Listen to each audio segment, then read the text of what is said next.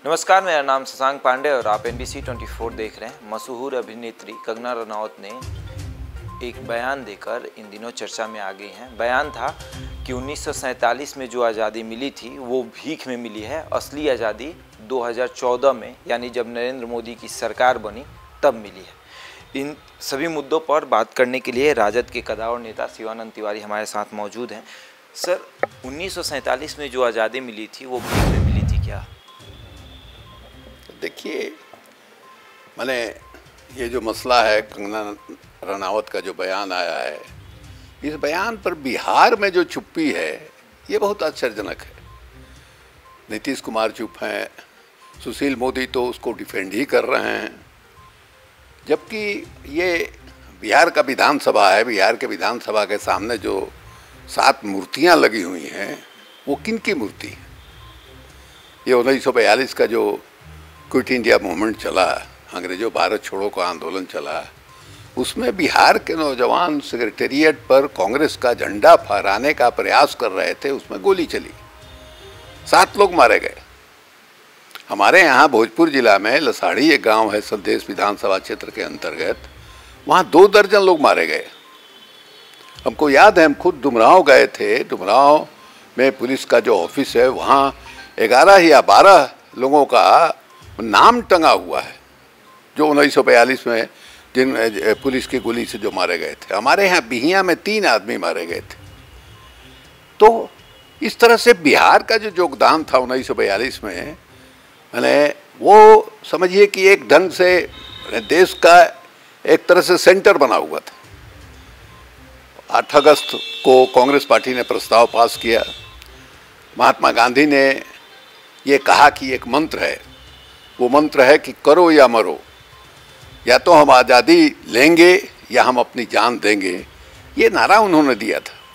उसके बाद अंग्रेज़ों का जो दमन चला, हजारों लोग मारे गए, 4-5 हज़ार लोग जो है पुलिस के गोली की शिकार हुए, मैंने लाख के संख्या में गिरफ्तारी हुई। देश में एक दहशत का माहौल जो है अंग्रेज़ों ने कायम किया था। वो दहशत का माहौल कैसे टूटा? मैंने 1942 में जयप्रकाश नारायण जो है हजारीबाग जेल से भाग गए, फरार हो गए। क्या नाम है, जयप्रकाश जी थे, रामनंदन मिश्रा थे, जोगेंद्र शुक्ल जी थे, गुलाली सोनार थे। मैंने 5-6 आदमी ये लोग जेल से फान गए और उसका नतीजा हुआ कि पूरे देश में बिजली की तरह एक लहर फैल गई, लोगों में उत्साह का संचार हुआ और ऐसा लगा कि जैसे अंग्रेज़ों को जयप्रकाश नारायण ने परास्त कर दिया। उनकी जेल को लांघ करके भाग गए। तो वही जयप्रकाश नारायण जो है 1974 का आंदोलन हुआ छात्रों नौजवानों का, उसका नेतृत्व कर रहे थे।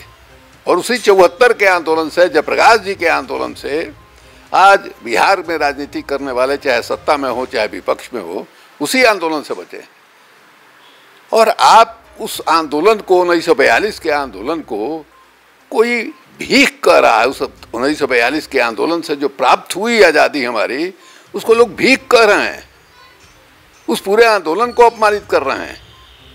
हमने वही सुशील मोदी से सवाल पूछा। सुशील मोदी ने हमारे ऊपर भी व्यंग किया कि एक अभिनेत्री के मामले पर ये बोल रहे हैं, ये हिंदुत्व के बारे में और सलमान खुर्शीद के बयान के बारे में क्यों नहीं बोल रहे हैं। मैंने कहा कि साधारण अभिनेत्री नहीं है, पद्मश्री से नवाजा गया है। पद्मश्री से नवाजा गया है और फिल्म इंडस्ट्री में एकमात्र ऐसी कलाकार हैं जिनको Y+ का सिक्योरिटी दिया गया है। CRPF के कमांडो उनके सिक्योरिटी में लगे रहते हैं। तो साधारण अभिनेत्री नहीं है।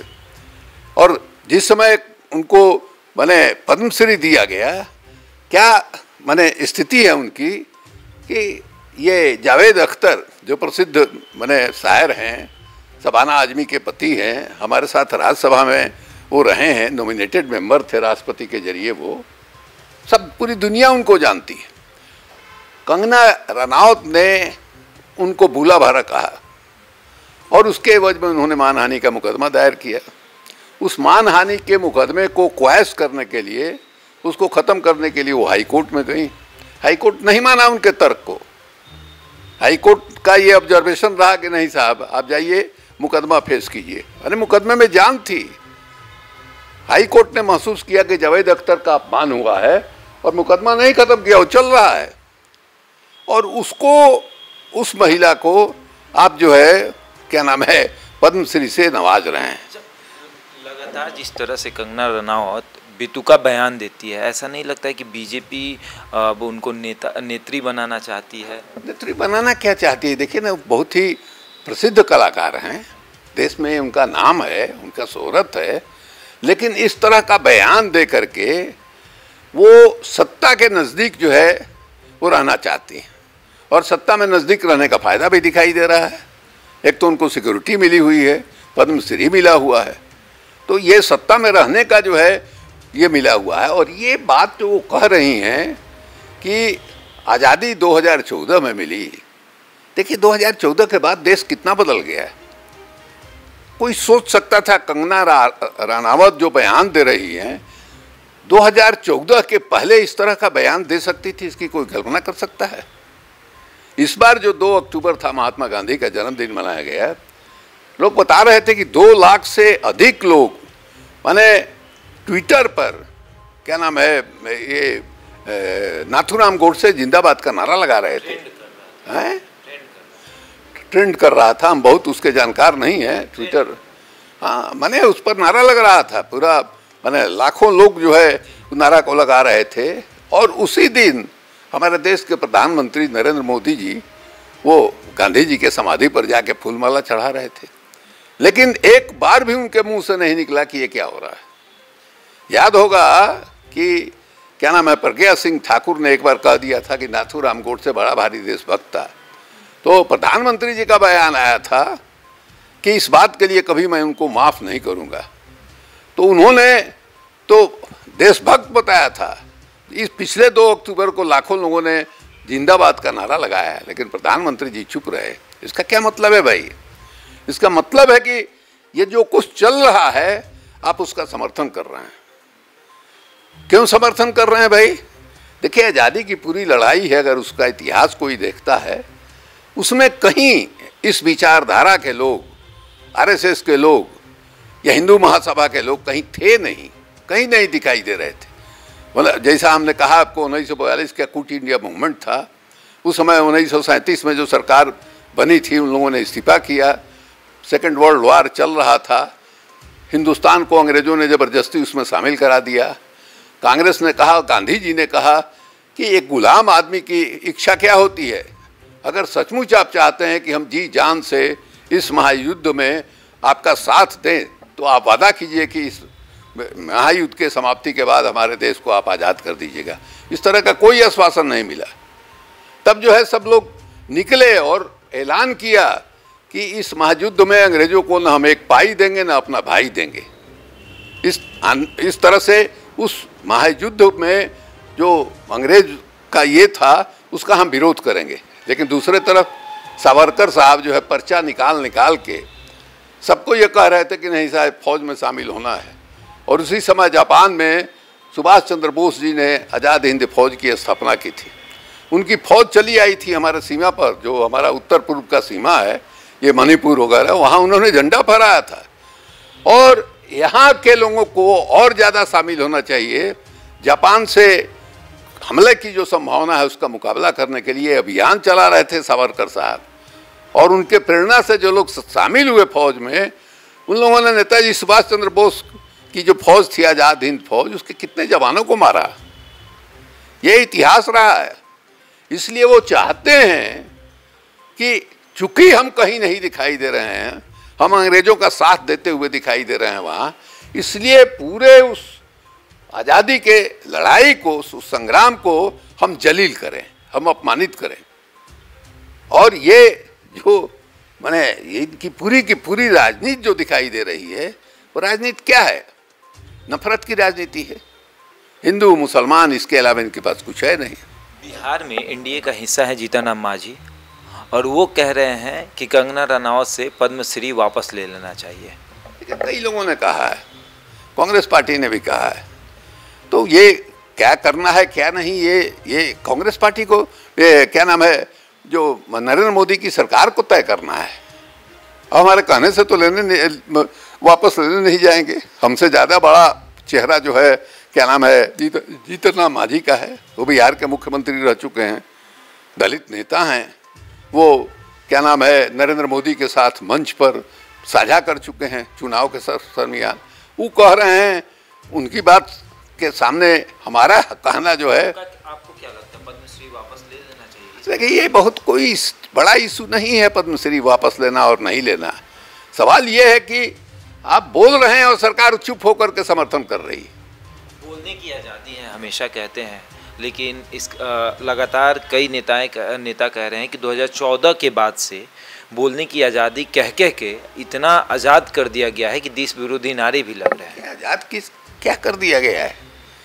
आज़ाद महात्मा गांधी के हत्यारे को जिंदाबाद करने का आज़ादी मिली है।